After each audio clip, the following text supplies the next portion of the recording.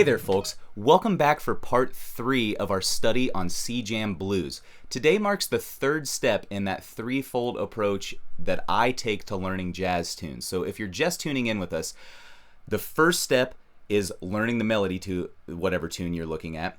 The second step is learning how to comp or play the chord changes to that tune. And then the third step is learning how to construct your own improvised solo. The concept that's really at the core to today's video is one that I stole from a great jazz guitar player named Josh Hindmarsh. I took some lessons with this guy when I was living back in Columbus, Ohio, and his approach completely revolutionized the way that I solo over jazz tunes. If you're interested in kind of diving into his concepts more, I'm going to be linking to all of Josh's materials in the description below, so be sure to check Josh out later. So, if you were listening to that intro that I played here today, you might notice that I took the same melodic fragment and then just kind of repeated it and slightly changed it to fit the chord changes of the 12-bar blues that we were playing. You'll notice that the material that we're playing here today isn't quite as florid or active as a Tiny Moore solo. When that guy starts a solo on a record, it's high energy from the beginning straight till the end, right?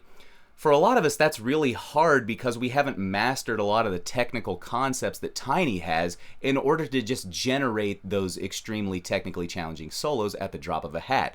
So what normal folks like us have to do is take some melodic phrases and then construct these what I would call gear 1 and gear 2 ideas. And that's actually the concept that Josh presented to me in my lessons.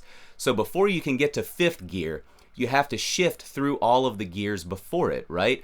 And kind of establish your voice and some melodic phrases before you play all of your hot licks. So today's solos that I've presented here are gear 1 and gear 2 ideas. I would kind of consider the first chorus that I play today as a gear 1 idea, and then the last two are kind of gear 2 ideas, which are setting us up for a 4th blues chorus that would be much more active and in the style of Tiny Moore's playing, right?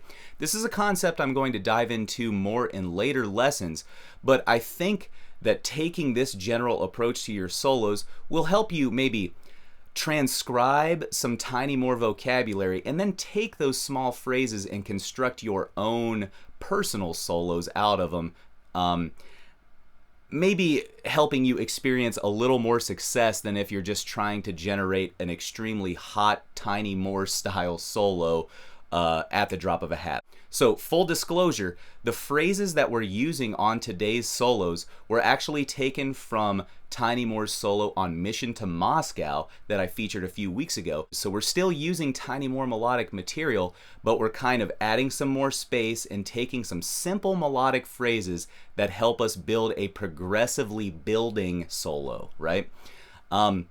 So before we go ahead and dive into the breakdown for today, as always, please hit the subscribe button down below and like this video. That's a great way to keep more Tiny Moore Tuesday and other lessons headed your way in the future.